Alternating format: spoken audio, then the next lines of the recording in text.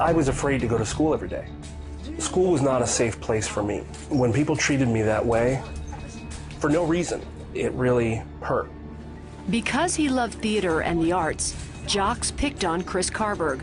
Bullying was an everyday part of his world, a world he wanted to escape, but never could. When he graduated from high school and went to college, he found his escape the day he took 2 prescription migraine pills instead of 1. I didn't expect the feeling that I got from it. And so when I took my first 2 pills together, it was the first time I ever had experienced a high. Chris began taking more and more pills. He began to shop for doctors and made up symptoms to get the medication. I felt like I had control over my surroundings, and I couldn't be stepped over and stepped on anymore. I felt like I had power. I wanted to feel that every moment of every day. And so to keep it up, I had to keep taking more and more and more pills. During his sophomore year in college, Chris was up to 60 Vicodin a day. He was barely functioning. I first knew I had a problem when friends began to ask me questions about if I'd meant things that I said. Where they would say, "Chris, did you mean what you said to me last night?" And I honestly have no clue what I said. I also knew that I was starting to have a problem when I started having physical effects. I started nodding off in public. I would just start to almost fall asleep standing up. In a matter of months, he blew through $20,000 of savings from his parents and opened up credit cards to pay for his habit. All of the pills were delivered by one of the shipping companies. I would be waiting for a delivery, and I would nod off. I'd fall asleep waiting for it, and then I'd realize that I'd missed it. And there were numerous times where I chased down FedEx trucks and UPS trucks all over town trying to find the one that had my shipment in it. One day, Chris went to an internet cafe. He logged on and passed out. When he woke up 4 hours later, he discovered the employee had called the police. The officer discovered Chris's stash of prescription drugs. I see the police officer calling in for something on his radio. And I start to get nervous, and I start to try and get up. And he comes over to me and says, "No, you just stay there." The next thing I remember, I was in the ambulance on the way to the hospital. And then I passed out again. Chris woke up in the hospital. His parents were there and told Chris that he had nearly died. The moment I decided that this was going to be over was when I saw my father cry.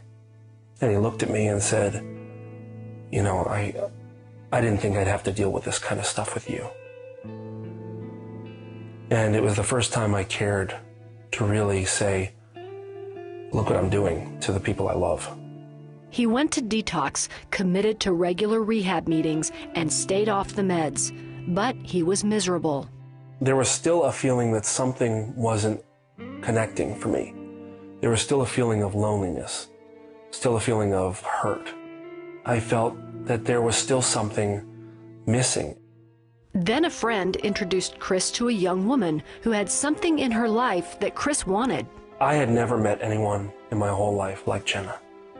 She was smarter, stronger, balanced in so many ways for such a young person. And so I was leaving college as she was leaving high school.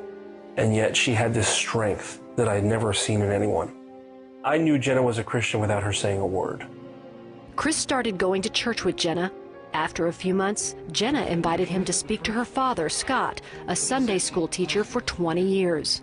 When I first met Chris, I was impressed by his intelligence, by his inquisitiveness, and by, oddly enough, his humility, because he truly was looking for truth. He was looking for what he should be doing as a person. He was taking everything that we talked about, he was absorbing it, and he was asking more questions.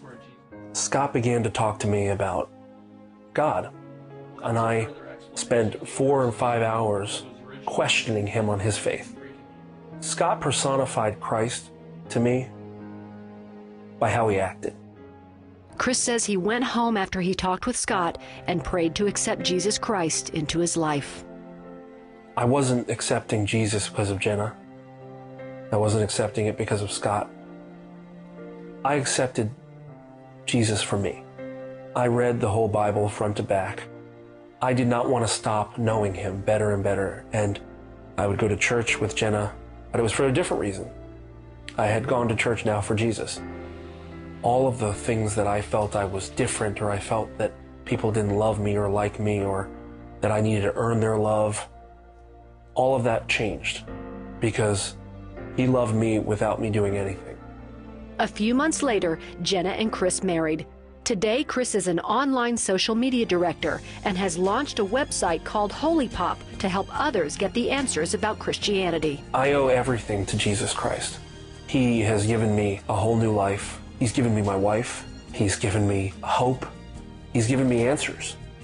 And that I don't ever have to question whether or not someone cares anymore or if I'm alone. There is nothing that can depress me or hurt me as long as there's Jesus Christ.